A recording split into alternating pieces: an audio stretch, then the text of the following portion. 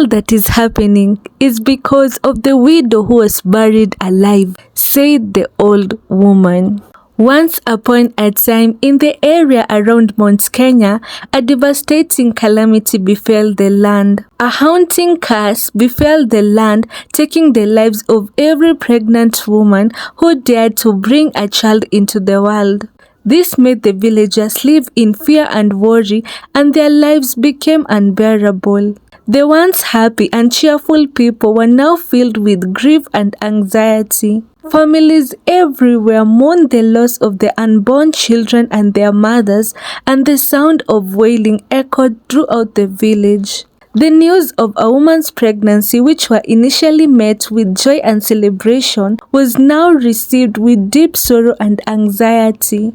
Once any woman realized that she was pregnant, she will be filled with disappointment and anger, knowing that her fate of death was sealed. From that day, her nights will become restless, plagued by haunting dreams that foretold the same tragic fate that had befallen countless other women before her. Every day and night seemed like a nightmare, and tears will become her best friend. In short, being pregnant in this village was just like signing your own death. The chief and the elders of the land, who are desperate to find a solution to this tragedy, tried their best, but they found no solution. You see, they summoned the best of the best esteemed prophets of the land to consult with the gods and provide a solution, but with no success. The prophet's reply would always be like, "Dear chief and the elders, we have consulted the sacred texts, performed rituals while facing Mount Kenya, and sought visions in meditations, but the gods remain silent. We are sorry, but our efforts have yielded no answer." The chief and the elders couldn't understand why in the last 2 years this calamity had befallen the land. The chief, who was very bitter, summoned even healers and prophets from other villages, but none of them had a solution. One sunny morning, the chief's wife Jambi approached the chief in tears. She explained to the chief that the medicine man had confirmed that she was not sick. Instead, she was pregnant. You see, for the past 1 week, Jambi had spent her time sleeping and feeling sick. She did not know that indeed she was with child. The chief looked at her wife Jambi, not knowing how to react to the news. For you see, the chief and Jambi had been married for 8 good years without being blessed with a child. They had spent all the days of their lives praying and begging for a child, and now that the gods had granted them their wish, the tragedy had still not been solved. The chief just looked at her wife with pity and convinced her that everything will be okay and that he will find a solution. However, as weeks passed, Jambi's anger grew. She felt a bitter resentment towards the cruel fate that had denied her a child long time before the calamity struck the village. She spent her every day crying as she watched her belly grow and as she felt the kick of the innocent baby within her. Amidst this turmoil, a wise old woman from another village arrived at the chief's place. She said that she had the solution to the tragedy, but first, all elders must be present. Immediately, the elders were summoned and they came to the chief's place. The old woman went ahead to ask them, "Do you remember these words that were once said to you? Just like my womb weeps, so will your wombs." The elders looked at each other trying to recall, but they had no idea. Suddenly, the chief said, "I recall those words. As we buried Mjane, the widow who had killed her husband 2 years ago, she shouted saying, 'As my womb weeps, so will your wombs.' But I did not understand what she was saying." The wise old woman looked at them and said, "Mjane is the reason why the pregnant women are dying, because her spirit is not at peace. Guys, you see, 2 years ago, Mjane's husband was murdered and she was accused of being the one responsible for his death by her own sister. All the villagers isolated her and treated her badly, while some insulted her because of that accusation.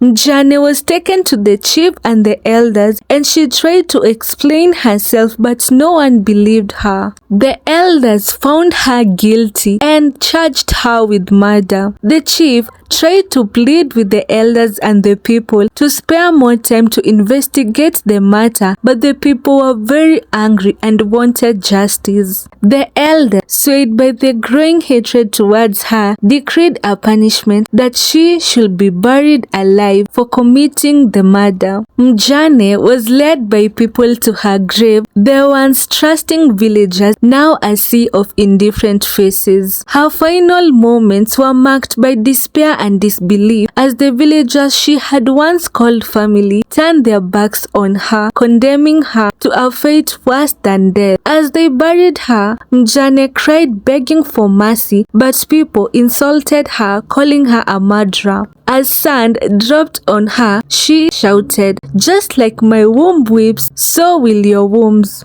You see, what no one knew was that Mjane was pregnant and with child. They had killed her and her innocent baby, and from there on, her spirit sought revenge. Days after her burial, Mjane's sister, who had accused her of murder, died mysteriously, and from there on, pregnant women began to die in the village. The chief and the elders looked at the wise old woman with grief. The chief asked, "Please, tell us, what is the solution? What will we do so that Mjane's spirit can rest in peace?" The old woman smiled and said, "All the villagers, including you all, must embark on a journey to the evil forest to appease the restless spirit of the wronged widow and seek her forgiveness." The next day, all the villagers set forth on their quest, determined to confront their past and rectify their mistake.